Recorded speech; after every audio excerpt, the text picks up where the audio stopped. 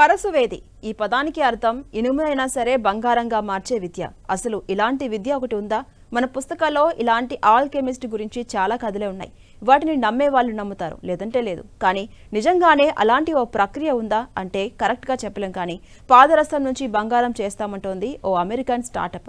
అదొకటే కాదు, బంగారం తయారీకి సంబంధించి మరో విషయం కూడా ఇప్పుడు సంచలనం కలిగిస్తోంది. ఇంతకీ ఏంటది? నిజంగానే బంగారాన్ని ఇతర లోహాల నుంచి తయారు చేయొచ్చా? Let's watch.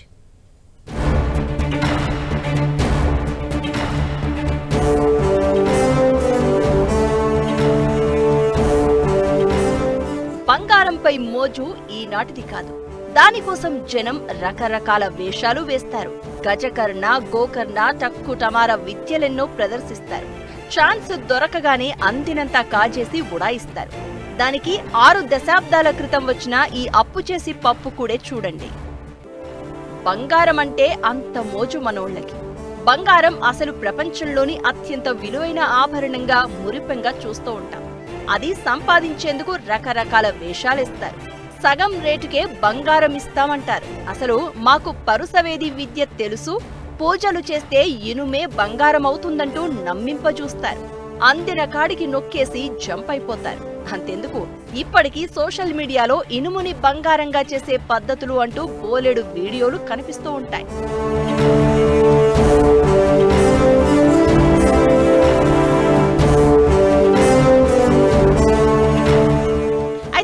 అమెరికాలో మాత్రం మారథాన్ ఫ్యూజన్ అనే స్టార్టప్ నిజంగానే లోహాలను బంగారంగా మార్చుతామంటూ ప్రకటించింది.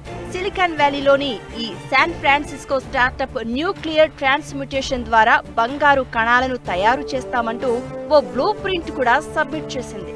ఇదే నిజమైతే బంగారం డిమాండ్ తగ్గుతుందేమో అంటూ అప్పుడే నెటిజన్ల జోకులు కూడా ప్రారంభమయ్యాయి.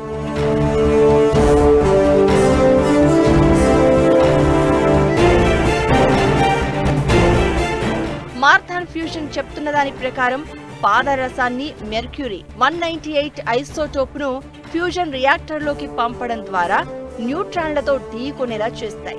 ఇది రేడియో యాక్టివ్ మెర్క్యూరీ 197గా మారుతుంది. ఆ తర్వాత ఇదే మెర్క్యూరీ స్టెడీ ఐసోటోప్గా మారి బంగారంగా మారుతుంది అనేది ఇందులోని కాన్సెప్ట్. ఇలా ఓ గిగావాట్ థర్మల్ ఫ్యూజన్ ప్లాంట్ నుంచి కొన్ని టన్నుల బంగారం ప్రతి ఏటా తయారు చేయవచ్చు అనేది మారథాన్ ఫ్యూజన్ స్టార్టప్ చెప్తోన్న విషయం. ఇదంతా రాయడానికి, చదవడానికి బాగానే ఉంది. కానీ వాస్తవ రూపం దాల్చడానికి చాలా సమయం పడుతుంది. ఎందుకంటే హైడ్రోజన్ ఐసోటోప్లు డ్యూటేరియం, ట్రిటీరియంల కలయిక ద్వారా వచ్చే రేడియేషన్ హై పవర్ న్యూట్రాన్ల స్థిరమైన విడుదలపై ఆధారపడి ఉంటుంది. అంతేకాదు, ముందు ఏర్పడిన బంగారం రేడియో యాక్టివిటీని విడుదల చేస్తుంది. అలాంటప్పుడు దాన్ని హ్యాండిల్ చేయడం అనేది అంత సులభం కాదు. గత 3 ఏళ్లుగా మారథాన్ ఫ్యూజన్ కంపెనీ $6 మిలియన్ ఇందుకోసమే ఖర్చు పెట్టింది.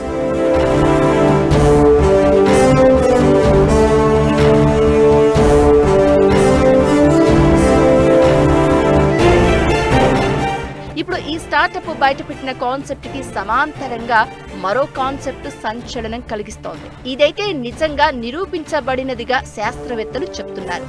లోహాలను తినేసి తర్వాత వాటిని బంగారు రేణువులుగా విసర్జనించే ఓ బ్యాక్టీరియాను ఆస్ట్రేలియా, జర్మనీ శాస్త్రవేత్తలు గుర్తించారు. కుప్రివిడస్ మెటల్లిడ్యూరాన్స్ అనే ఈ బ్యాక్టీరియా అత్యంత విషపూరితమైన నేలల్లో లోహాలపైనే ఆధారపడి బతుకుతుందని, విసర్జించేటప్పుడు మాత్రం బంగారం, రాగి రేణువుల రూపంలో విడుదల చేస్తుందని కనుక్కున్నారు.